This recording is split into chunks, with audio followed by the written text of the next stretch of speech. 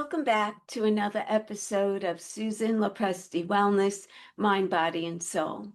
This is the podcast where we explore the highs, the lows, and everything in between when it comes to a woman's life, her health, and all aspects of navigating the midlife landscape.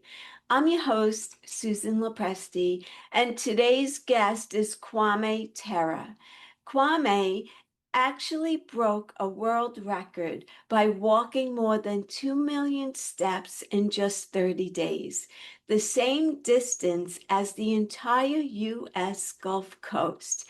He set that mark to draw attention to the launch of his new company called Bear Health, which is a mobile app, which is about making lasting, community-driven changes for Black health equity. Kwame's not your average CEO. He's an endurance athlete, a public health advocate, and a tech founder. But the real story is how he brings unlikely pieces together. Think real-time health scores, movement as a celebration, and apps that are co-created by community voices. He makes these big headline numbers feel personal and actionable. And now he's setting his sights on the bEHRATHON this fall, which is a rally of 1 million people to walk, move, and take control of their own health journey. This challenge is something anyone can join, and I know that my listeners are going to be super motivated after hearing Kwame talk about his company and the challenges and the power of community. When you have community together, it makes working out and getting healthier so much more enjoyable and just feeling a sense of wholeness with everybody else who's like-minded and is looking for the same type of goals. And that goal is to maintain good health for many years to come. So without further ado, Kwame Terra, welcome to my podcast. I am so excited to have you here today, and let's dive right in. Tell me a little bit about how you got started in this industry and what you're currently doing.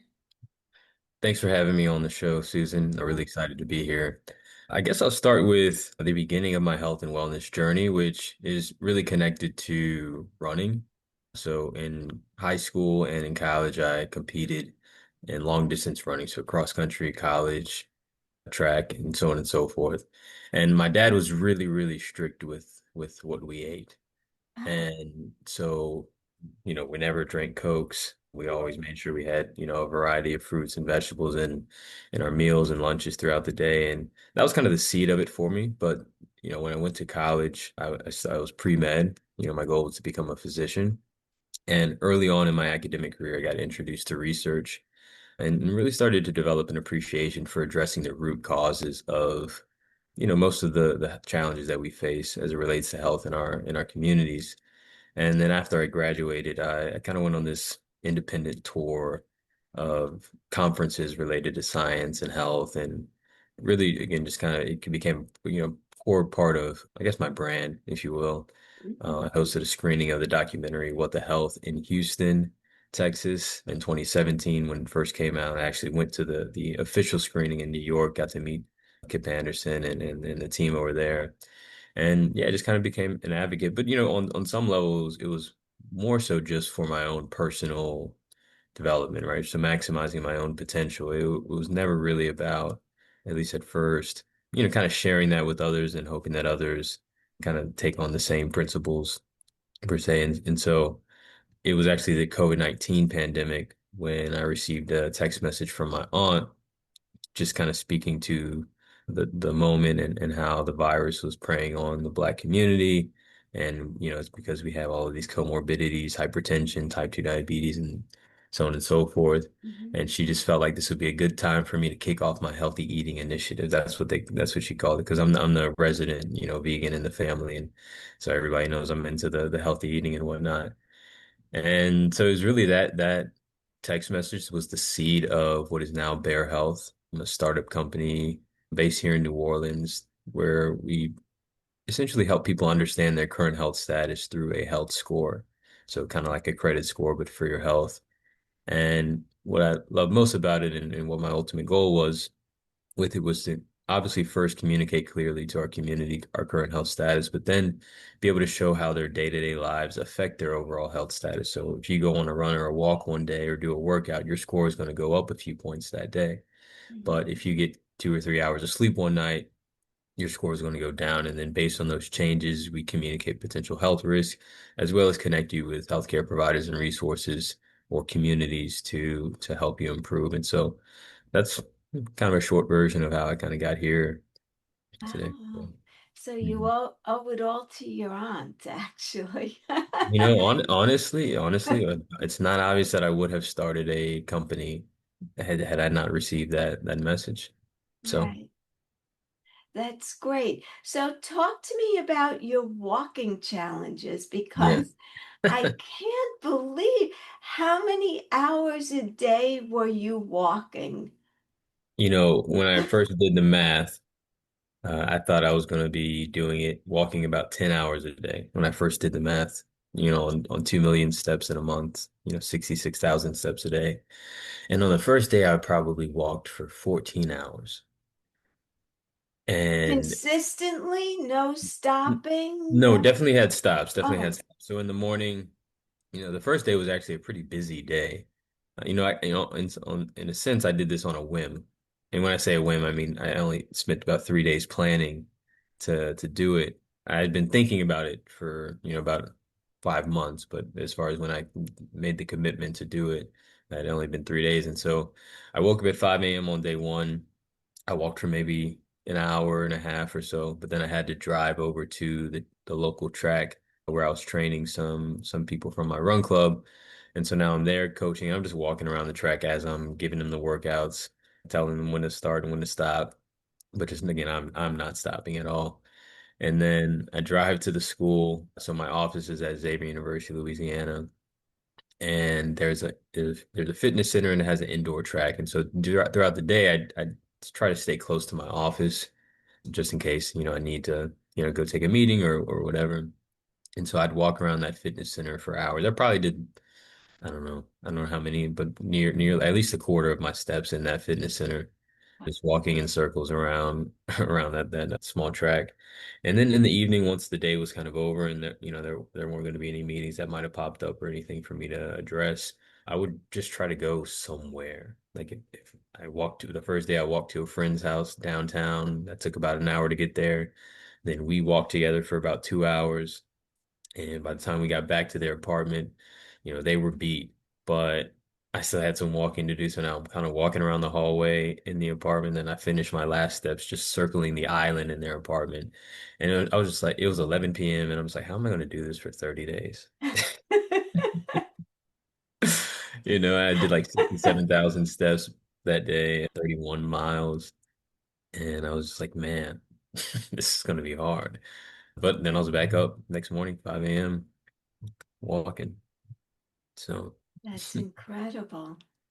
mhm. So tell me about your app. What is that all about? Yeah, so like I was saying in the beginning, the app again is designed to help people understand their current health status. And Mhm. so you're going to get a health score between 0 and 1,000 that represents your overall health. A low score is anything below 479 or 480. It's considered low and it communicates that you may be at risk for a greater risk for chronic conditions like hypertension, type 2 diabetes, some cancer, so on and so forth. Between 480 and 550, you're considered fair. So again, still kind of elevated health risk.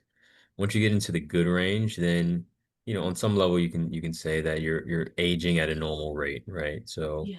that doesn't mean you're not going to develop any, chronic conditions, but you're probably not going to develop them any sooner than a normal human being might.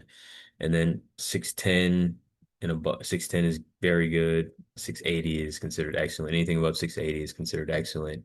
And at that point in a sense, extending your lifespan, right? You're aging at a slower rate at those levels. And that's our ultimate goal is to get everybody on the platform to 680 or above. And the thing is, it's not just based on like your physical activity, right? It's comprehensive. So we have physical activity, we have mindfulness, right? So your perspective on your life and how present you are, sleep, your mental well-being. So truly how you're feeling and how that affects you psychologically, and then your medical health or physical health, which is your blood pressure, cholesterol, glucose, so on and so forth. And as well as your habits, right? So are you a smoker? How often are you smoking? Are you a drinker? How often are you drinking? How much coffee? So on and so forth. So all of this goes into your score, Yeah. and you get scored in each category. So while some users may, not be doing well in one category, they may be doing really well in another category, and it reduces their overall health risk. Not that they couldn't still get better in that other category, but that's really the idea is like, how healthy do you want to be?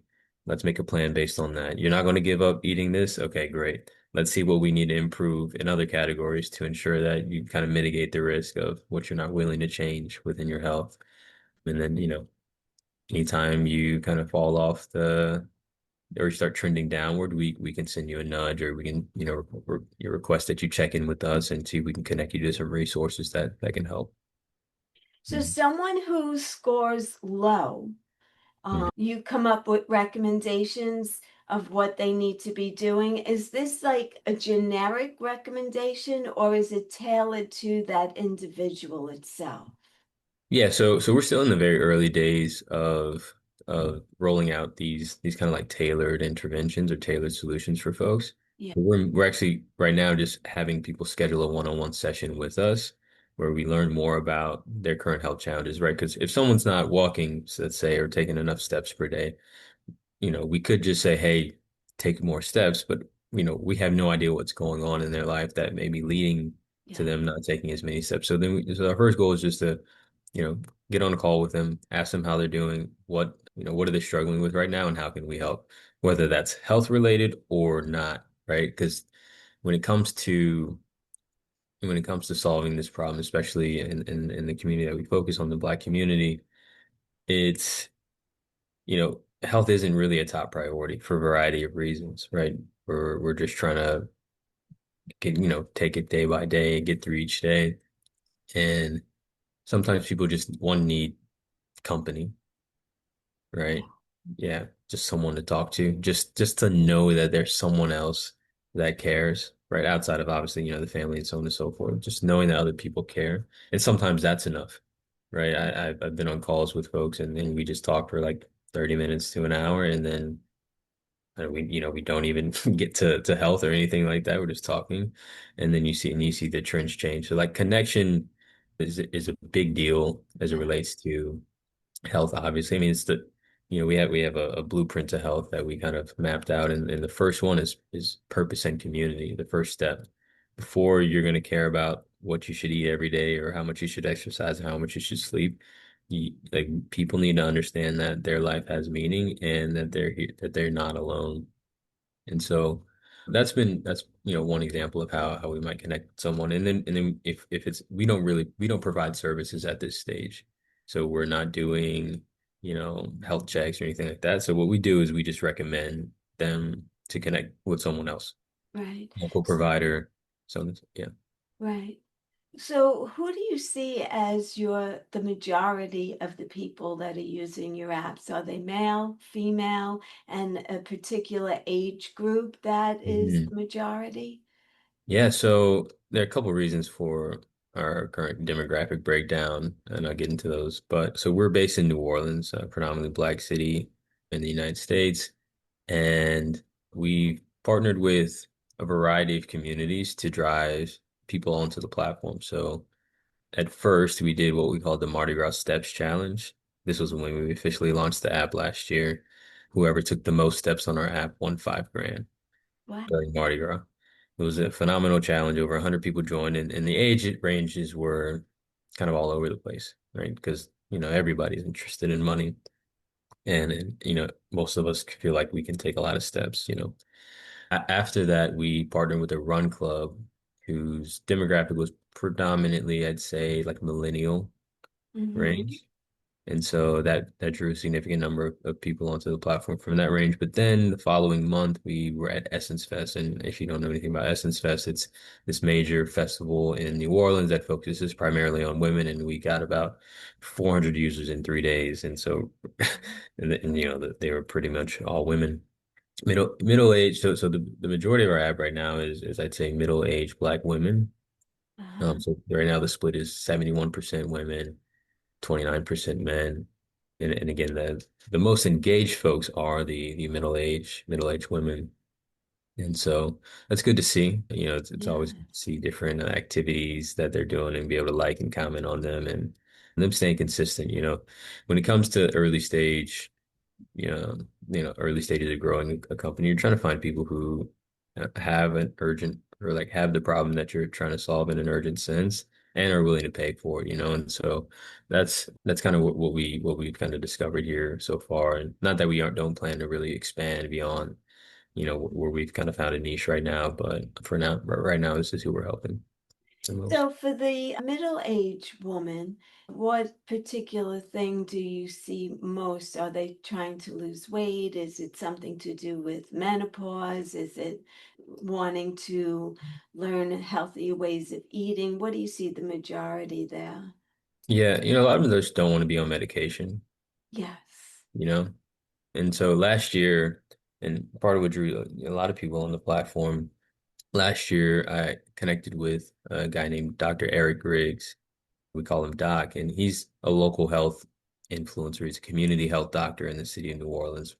Very strong presence here. He's a health educator on Fox 8, so he's very well known here. And I connected with him. I was doing some content work for him at a conference, and then he and I just got to talking and started working together. He kind of started mentoring me. And I told him that I had this idea of taking 1 million steps in 30 days to raise $1 million for our company. So this was last April that I told him that. And so he said he'd help me, train for it or prepare to take 1 million steps in 30 days. And so in May, we get to walking and, I'm getting distracted by different things happening in the business, but he's staying consistent with it. Well, by the end of May, he had done 1 million steps, right? Uh-huh. Again, 54-year-old man, I think, and he lost 20 pounds and got taken off his blood pressure medication. And so what started off as a campaign again to raise money for the company turned into a transformative experience for, this doctor in the city. And so now walking is this big thing within our community. So the following month, he passed the baton to me. I did 1 million steps in June. The How long following did it take you to do 1 million steps? in June, so the 30 days. Oh, It took me okay. 30 days to do 1 million steps. So that was half as many steps as I did in April. Right. So that was 15 miles a day, about 5 hours of walking per day. Much more manageable for sure, but still, a challenge. The following month, one of my users had reached out to me and asked if we were doing any more challenges because we hadn't really done a major challenge since the Mardi Gras Steps challenge. And I was like, well, you want to try to do 1 million steps? And so like we might as well keep this thing going. Dr. Greg did it in May, I did it in June, somebody's got to do it in July. And so this guy, he's a business analyst, I think, regular desk job, regular guy, did 1 million steps in 28 days Wow. and lost 28 pounds in the process and still walking to this day. And then the following month, we hosted a challenge called the Greater New Orleans Steps Challenge, where we broke the city up into kind of teams, right? So there's different parishes in the city. So there's Orleans Parish. So everybody that was in Orleans Parish joined that team. Everyone that was in on the West Bank, right on the other side of the Mississippi, joined the West Bank team. We had the North Shore. We had Team USA for anyone who like wasn't in the Greater New Orleans area on the app, because about 75% of our users are in the Greater New Orleans area. And so this turns out to be like the most engaging challenge that we have, right? Because it's which area can get the highest average step count. So Uh-huh. everybody is doing the best they can to like take as many steps as they can for their area. And two users walked so much that they were on pace for 1 million steps by the end of the month, by the end of that challenge, which was a week long. And so I was like, why don't y'all just, you know, go for the million? And again, just two regular everyday people who honestly had just got into fitness because, a run club had, they saw a run club and they've been looking for different ways to kind of get moving. And so they started moving and then they learned about our app through the run club. And then now they're just, counting their steps every day.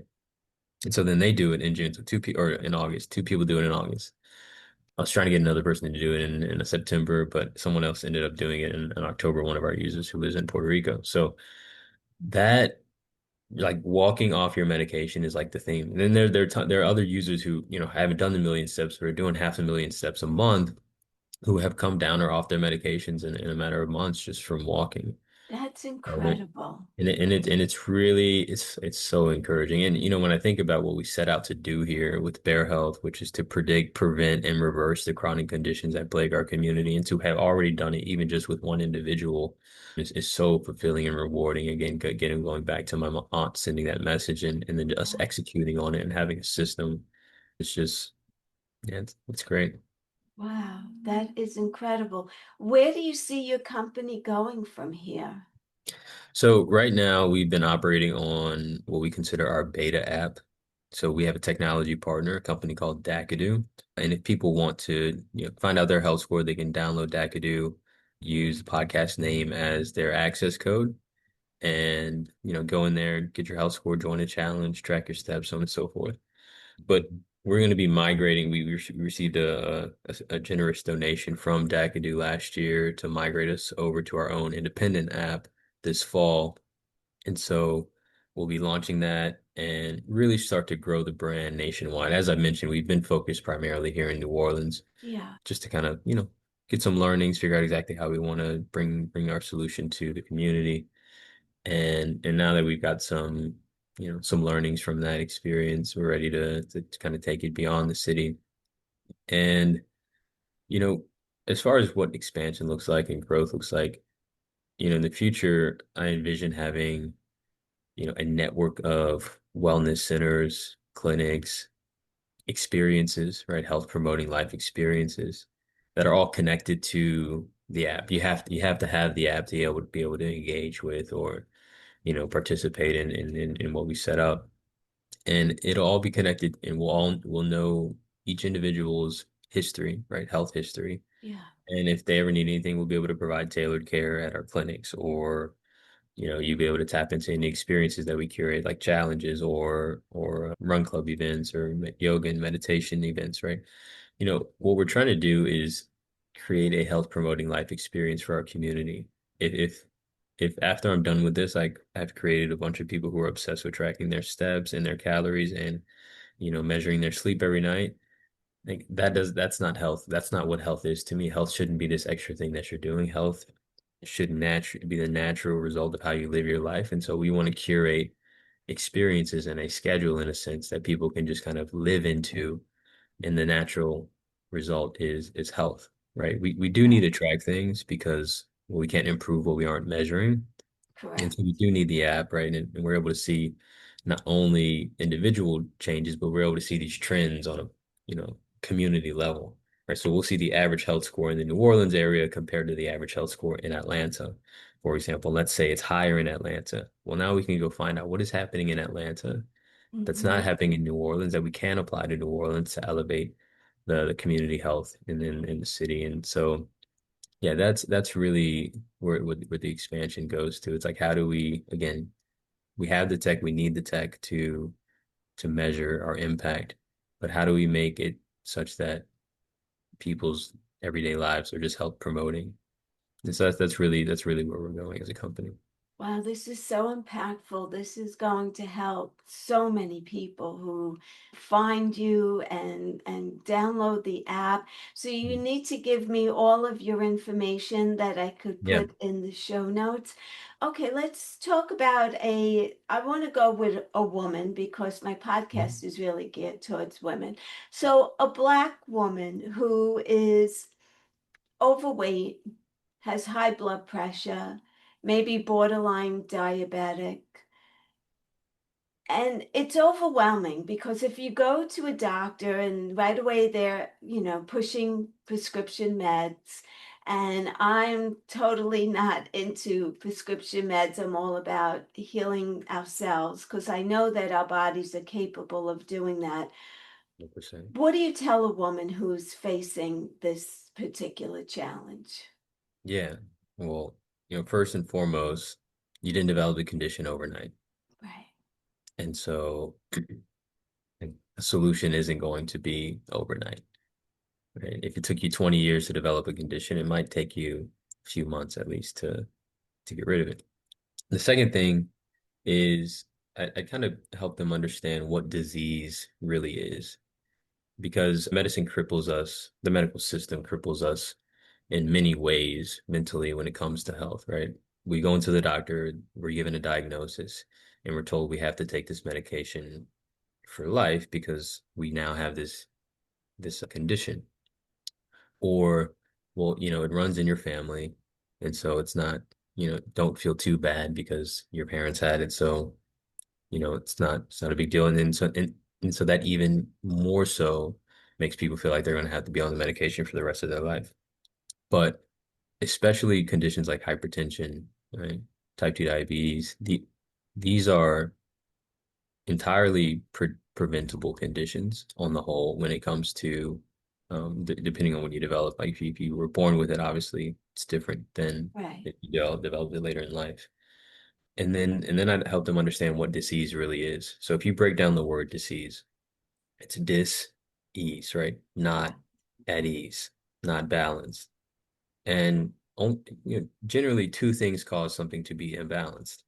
You either have too much of something that you don't need in the system or not enough of something that you do need in the system.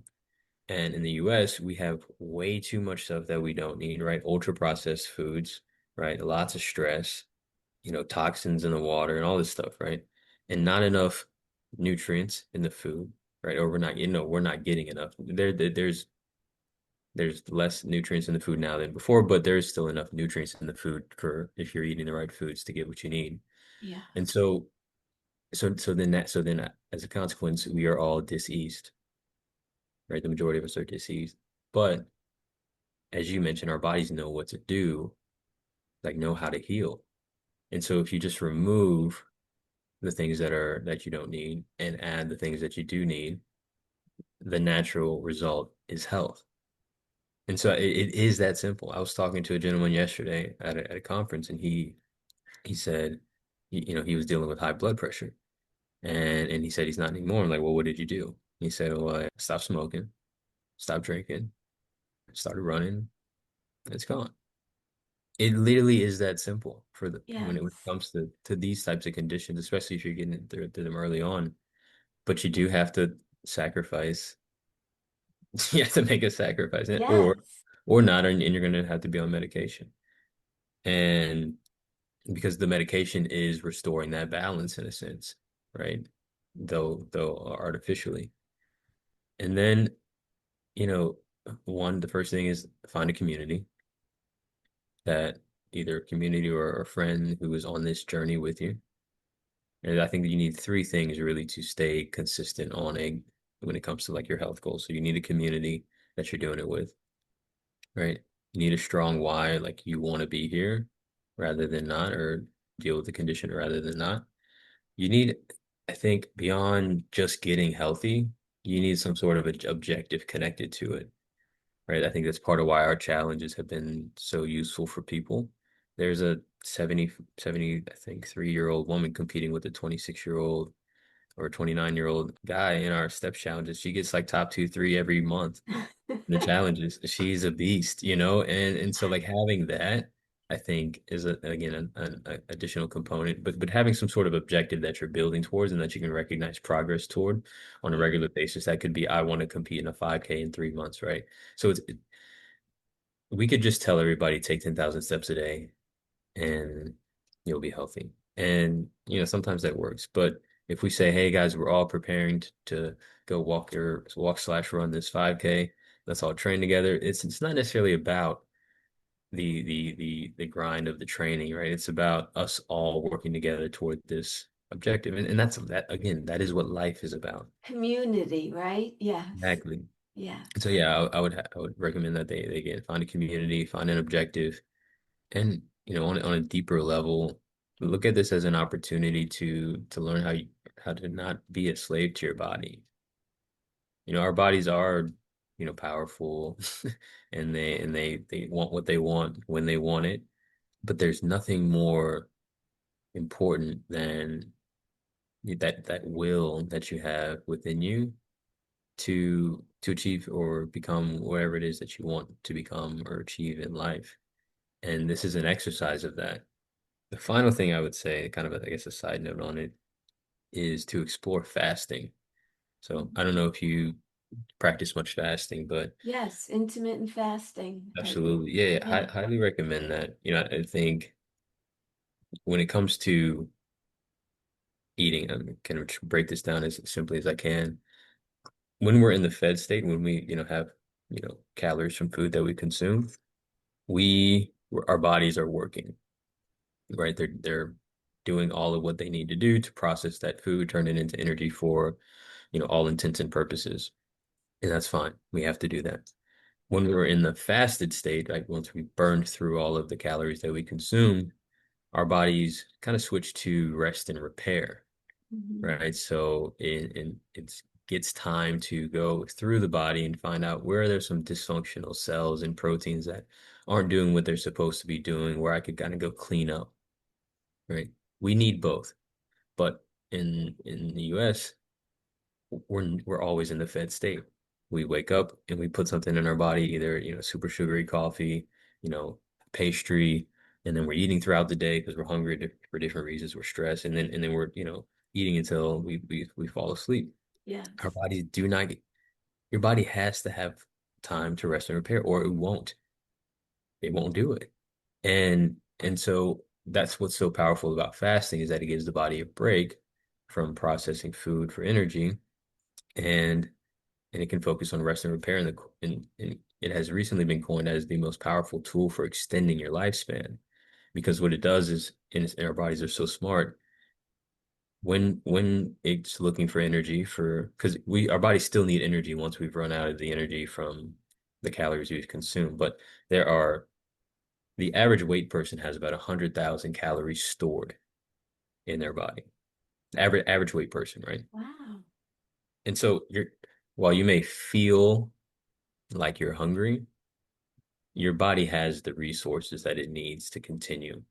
Hunger is primarily driven by a hormone called ghrelin, Right. which is released based on your eating schedule, not necessarily based on when your body needs nutrients, right?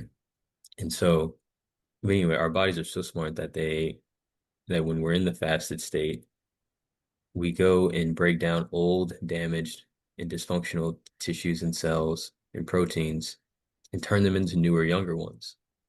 So fasting, in a sense, literally makes you younger. And that's why we see things like in this animal study where they had two groups of mice. One group was allowed to eat whenever they wanted, right? Whenever they felt hungry. But then one group was restricted to only eating between the hours of 12 p.m. and 8 p.m. That's actually kind of where that schedule for intermittent fasting came from, this study. The group that was only allowed to eat between 12 p.m. and 8 p.m. lived 30% longer. Wow. They ate the same amount of food. They ate the same food. The only thing that was different was that one had a fasting window and one didn't. And 30% longer. That's so significant. Right? Yes. And the same mechanisms that turn on in those mice that led to their longevity turn on in us when we fast. And so, whatever it is, and again, going back to the willpower, being able to, again, control what you put in your mouth is the strongest act of, one, self-love for you and your body, but just, again, agency and feeling like you're in control of your life is a part of your health, Yeah. right? If you feel like life is happening to you, well, then that's stressful. And being able to voluntarily decide, what you do, independent of your cravings and whatnot. And again, I know it's much different for women, So I'm not even going to pretend that I understand. But regardless, I do know that when you are in control, you feel better overall, right? And so, yeah, that's what I would say. I know that was a pretty long answer, but yeah, No, find a it's community, great. find an objective, understand what disease is. You have high blood pressure because there's too much of something in your system, and your body's trying to compensate for it. And so remove whatever is too much. In that case, it's, fried chicken and too much salt generally, and remove it, and then your body won't have to do that. It won't have to make your blood pressure high Right. to accommodate. That's all the majority of disease is. Kwame, one question on the intermittent fasting. Hmm. How many hours of fasting do you feel is the most beneficial? Yeah, you know, the time frame that I just explained with the mice, 8 hour window, Yeah. 16 hours of fasting. Yeah. The how that converts to humans, because we age at different rates, that's still to be determined what that frequency is. Okay. I think to start, what I recommend for people is don't eat within 2 to and ideally 3 hours of going to bed, Right. right? So if you go to bed at 10 o'clock, not a single bite after 8, Mm, really after 7. 7. Yeah. And that, side note here, there's a gentleman who's kind of been investing a bunch of money into extending his lifespan, and he tracks everything, especially sleep. And he's the first person ever to get a perfect sleep score on the Aura Ring for 30 days straight. 30 days straight, perfect score. And he attributes it to the time between his last meal and his bedtime, primarily. Now, figure out how that works in your day-to-day life and how it doesn't, so that it doesn't interfere with your social life. But if you can stop eating at 6, that's even better. If you can Mm-hmm. stop eating at 5, even better. Because the more time that your body has to process and digest before you go to sleep, so that when you're sleeping, you can focus on rest and repair. Yeah. That's in your sleep is just way better as a result. So yeah, I would just say at least 3 hours before you go to bed, no eating, and then don't eat anything within the first hour of waking. So if again, and this is assuming that people are trying to do 6 to 8 hours of sleep per night. So 6 to 8 hours of sleeping, 3 hours of fasting before you go to sleep. So that's what's that, nine to 11, plus 1 hour when you wake up. That sounds about right to start, right? So that's like 13 hours. Yeah. And I think that's a good start. And then I would say getting it down to, so I shoot right now, I'm consistently around 18 hours of fasting per day. I feel best when I'm doing 20 personally, but I do think this is going to vary from person to person. But at minimum, I think people need to be fasting 13 hours a day. And then in the mornings, again, just kind of play around with it. Everybody's kind of different, and women in particular, I think, should start their fasting window in the evening and eat in the morning. So some people, like for me, I typically would when I would do fasting, I would, or when I first started fasting, I would go basically the whole day without eating, and then I'd eat in the evening, and then that'd be it. Maybe snack on some nuts in the afternoon. But I think women in particular need to eat in the morning. And so I would, have a big meal in the morning, maybe a small lunch, and then, kind of either snack or just kind of cut it all out around, 4 or 5 o'clock in the afternoon. And that would be the eating schedule I recommend, particularly for women. Why do you recommend women eat in the morning? Any particular reason? There are hormonal differences, Okay. particularly as it relates to cortisol in the morning. Okay. And I'm not versed enough on it to speak on it right here in a real way. Sometimes I learn things and then I just apply them Yeah. it's not that I digest it enough to be able to really break it down and explain Yeah. it. Because I I understand, see. I don't want to say that here, but yeah, I would look into it. But Okay. yeah, it's related to hormones and the stress that is associated with not having food in the morning. And so that'd be my recommendation as it relates to fasting. Great. The guy Thank the you. guy that I referenced, he eats between 7 a.m. and 11 a.m. every day. So he has a 20-hour window, but he ends at 11 a.m., which again, that's not something I think I can adopt at this stage. And I don't think most people can adopt that. But again, this is again, it's the more time between your last meal and your bedtime, the better your sleep will be. And honestly, after purpose and community, sleep is the most important thing for your health. Absolutely. Absolutely. Yeah, if you got to decide between sleeping and working out, sleep. Yes. You know, I you, agree. I agree. you know, That's great. Kwame, thank you so much. You provided my audience with a ton of information, really valuable. I appreciate you coming on. I love what you're doing. I wish you the best of luck going yeah, forward. And I'd love to have you come back on again and give yeah, us an update of what's going on and how far your company has advanced. So I would also like to leave in my show notes where hmm people can find you, your app, how they could yeah, get involved in your challenges. So please provide all of that information to me. We'll yeah, communicate through email yeah. on We'll, that. yeah, we'll do, we'll do. I actually Okay, wanted to share please. last bit. You'd asked in like the profile of the person who went to the doctor and learned that they have hypertension, they may be overweight or obese. There is a new, I don't know if it's a new metric, but it's now being kind of put forward as a better metric for determining if your weight is a problem, right? So obesity, a lot of Black women are obese, and it's, the problem with BMI is that it doesn't account for, distribution of weight, like where is the fat, right? And that Yeah, matters. And so a lot of us have kind of thrown out the concept of BMI, and honestly, it's I don't know if we should throw it out entirely, but it's just incomplete, and it doesn't tell the whole story. And so a better metric is height to waist ratio. So BMI is height to weight ratio. That doesn't account for if someone is super muscular or if they're carrying a lot of weight in their bottom or in breast, for example. But height to waist ratio addresses what is really problematic about excess weight, which is excess fat in the abdominal region, yes, right? There's a clear line between excess fat in the abdominal region and metabolic disease, hypertension, type 2 diabetes, so on and so forth. yes, And so I recommend all women. This applies more to women than men, for sure. And especially Black women, right? Because tend to be particularly curvy. Go, you know how tall you are in inches. So let's say you're 5 feet tall, 60 inches. You may already know your waist size, but if you don't, just kind of grab a string and then measure it up against some measuring tape. And if you're 5 feet tall and so 60 inches, your waist needs to be 30 inches or smaller.